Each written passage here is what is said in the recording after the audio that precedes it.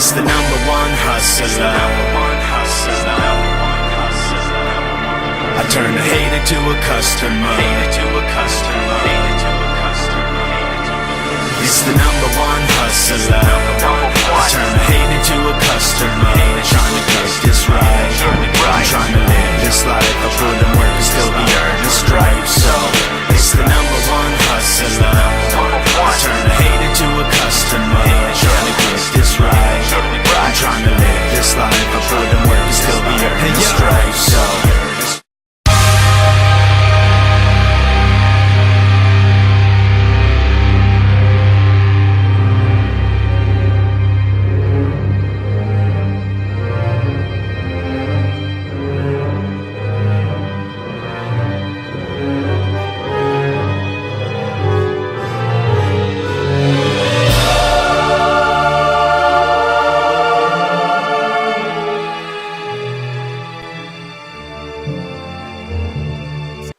Hey everyone, Gus is back. It's Kamish, back here with another team preview. This time we go out of the East again. It's Robert and Templars, a team that's dominated this position this division the last couple of years, and we'll see if it'll continue. You saw the draft grade there for Robert, not very good, a C. It wasn't necessarily in terms of the people he picked, it's just the fact that he didn't really have any draft picks. The first and second round, he didn't even have a pick, so that kind of cost him.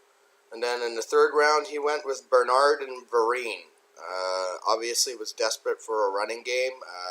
Made the mistake of trading Ajayi for a second to Deuce Bombers, who we all saw how that trade's affected Deuce Bombers' status.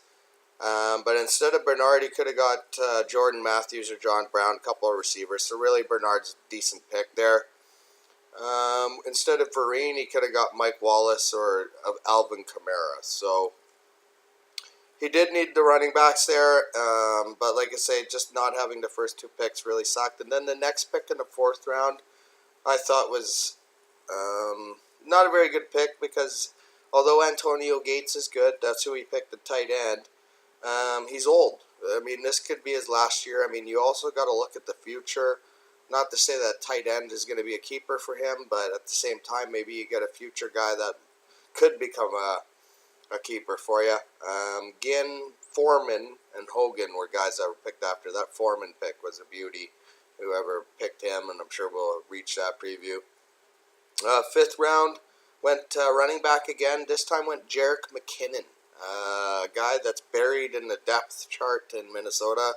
I mean, I know he's going to be handling the kickoffs, but if you look at the point structure for kickoffs, you don't get very much points. So he could have had a guy like Robert Turbin or even Bobby Wagner at linebacker afterwards. So, you know, tough first 5 rounds just not having the picks. And then the 6th round, no pick.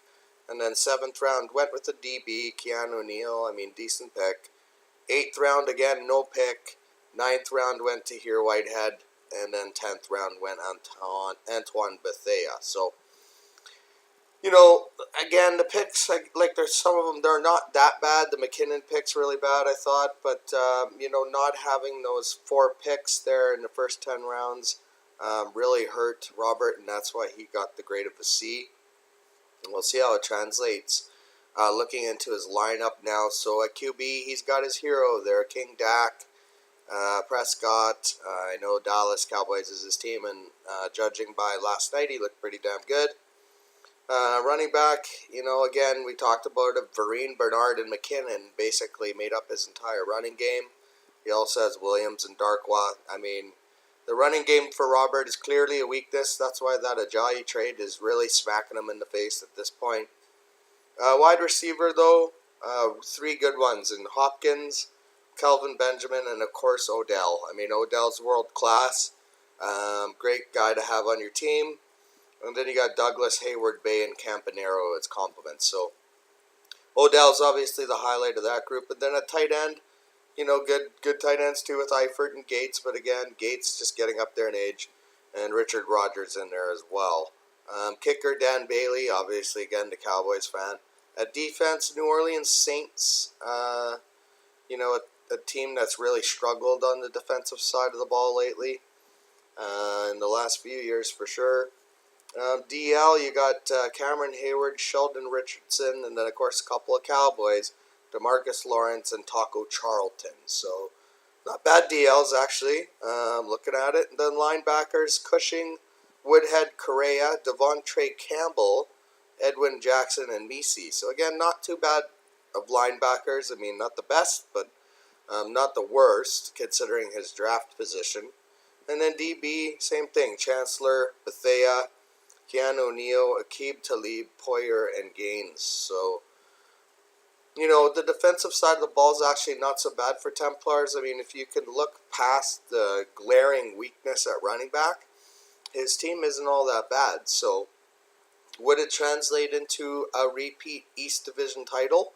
Well, we're about to find out. So, looking at the win-loss for Robert and Templars this year, his fourth year, obviously.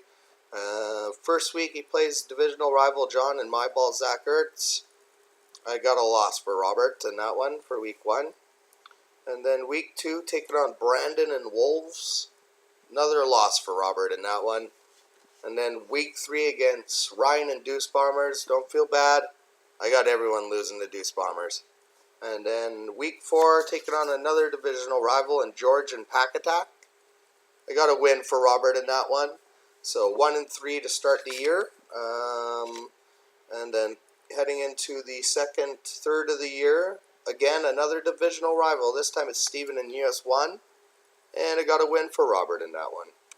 And then the next game, I got him taking on state-controlled monsters. And another win for Robert in that one. And then the next game, taking on Milan in the 6. Another win for Robert. So after starting the season with 3 straight losses, fights back with 4 straight wins, but it'll end in week 8 against Brian in the 12th man. I got a loss for Robert in that one. So 4-4 to start the year after 8 games. Not so bad. Hopefully he can find a way to get into the winning ways in the last part of the year. So week 9 against Lucas and Green Lightning. A win there for Robert and Templars. And then taking on Glenn and Saving Matt's Ryan. I got another win for Templars. So 6-4. Looking like a team that could fight its way possibly into the playoffs. But then taking on Sean Drink, AJ, OJ. Sean, divisional rival, takes him out there in week 11. And then week 12, you take on the Commish. I got a loss for you against the Commish. So what it'll equate to for Robert so far after 12 heading into the flex is a 6-6 record is where I see him. That's going to be good enough for a tie for second in the division is what I see.